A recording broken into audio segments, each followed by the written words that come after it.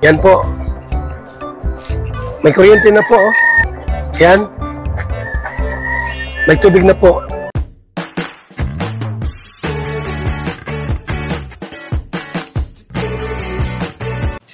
Si Kuya Jens, ano yan, reactor natin yan. Official reactor. Hello mga kalingap, welcome back sa aking YouTube channel. This is Kuya Jens. So kung bago ka lang sa aking YouTube channel, huwag niyo pong kalimutan mag-subscribe at click the bell button para like updated sa bago-upload na video. At huwag po natin kalimutang suportahan ang buong team Kalingap sa pangunguna ni Kuya Val Santos Matubang, Ate Ed Vlog at syempre Kalingap Rob.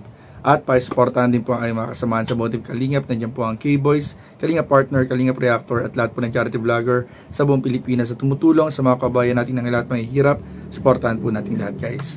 So ngayong araw mga Kalingap ay bibigyan po namin kayo ng update para sa mga nakakamiss na po mga Kalingap sa tambalang EDC at sa mga naghihintay po at excited na sa house blessing po ng bagong bahay ni Viancy at ng kanilang buong pamilya. Dahil nga po nung mga nakaraan ay nagkaroon nga po ng kaunting problema po kaya naging o na-delay yung house blessing supposedly nung mga nakaraang linggo.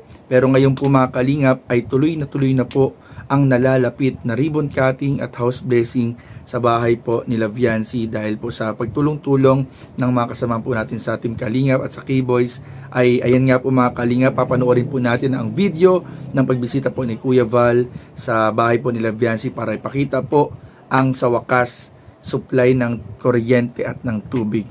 So ano pa po hindi natin mga Kalingap, tara panoorin po natin, bigyan natin ng reaction video in 5, 4, 3, 2. Nandito kami para alamin natin kung kailan po ang house blessing at malaman natin kung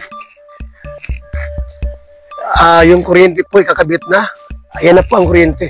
Ayan o, tara dito. So yan po mga kaibigan, para maliwanag po sa inyo, mayroon na po ang kuryente o. Yan o. Yan po. May kuryente na po o. Yan o. Ibig sabihin po, approve na. Okay na ang lahat. Tubig. Okay, may tubig dito. Yan. Mga kaibigan, no? Yan. May tubig na po. Ibig sabihin po mga kaibigan, wala nang problema. Wala nang problema. Kailangan lang po natin yung schedule po kung kailan po natin na i-house blessing, ribbon cutting, turnover ceremony, itong bahay po ni Viancy. Napakalaki at napakaganda po ng bahay po ni Viancy mga kaibigan. Wala po naging kalingap si Viancy po. Gumanda ang buhay po nila. Gumaan ang pamumuhay. At maraming nagmamahal.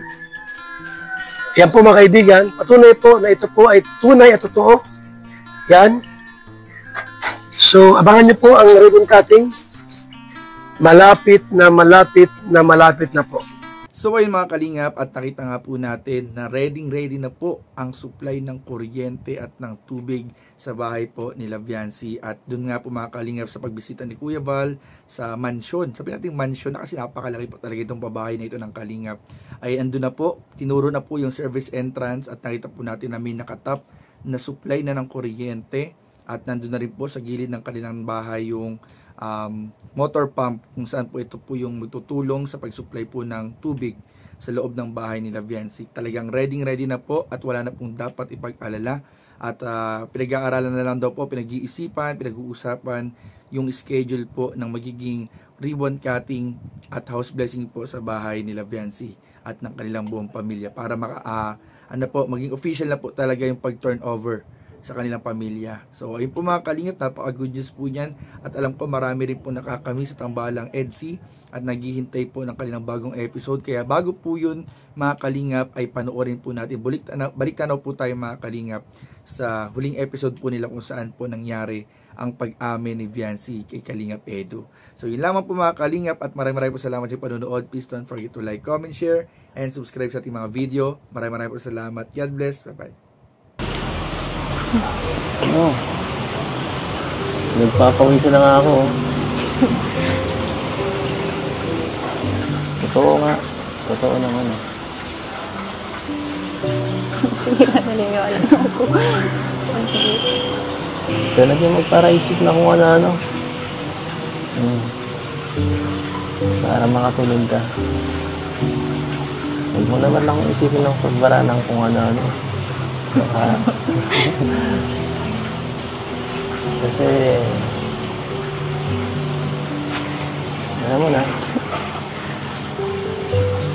lagi naman ako sa'yo eh. Ikaw ba hindi ka natatakot? Alam mo, siyempre, itong nakaraan, siyempre, akala ko, huling vlog na yun eh. Inilagay sa vlog eh. Akala ko, tapos na dun. Siyempre, natatakot ako na magtapos. Saka, baka mamaya, wala ko. Maghahanap ka niyan. Nagkahanap lang ako. Oo. Buang ka.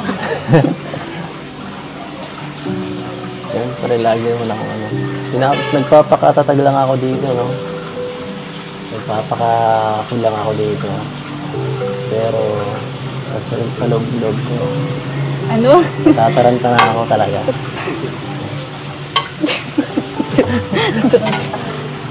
Alam mo naman na ano, focus lang ako kila mama. Sa pamilya ko. Tapos sa pag-aaral. Hindi, wala na akong time para mag-alam pa ng iba. Ano ba? Sinasabi mo. Pambihira ka.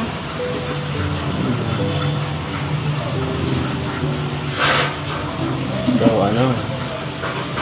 Yung pag-OJT lang yung inaano ko dyan. Walang hanap na ba? Wala. Ikaw, kamusta ka naman? Baka nga ano, ikaw maghanap dyan ng iba. Ikaw yung laging unbusy. Ako pa talaga, ha? Basta ano, sabihan mo lang ako pag ano. Pag ayaw mo na. You will always ask me those words I say and telling me what it means to me. Ayaw saan? Pag ayaw mo na. Ba't ayaw? Walang ayawan. Kala ko ba, yung duli rin.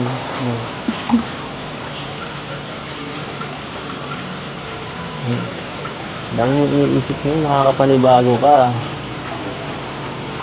Ano, huwag ka magparang iisip ng negatibo, no? Isipin mo yung mga magandang bagay. Magandang bagay na ano, nangyayari sa'yo. Wala, hindi ko mapigilan. Parang tatatayan. Hindi ko mapigilan mag-isip. Bakit naman? Baka naman dapat ipag-isip. Siguro ano, Siguro ay okay ka na?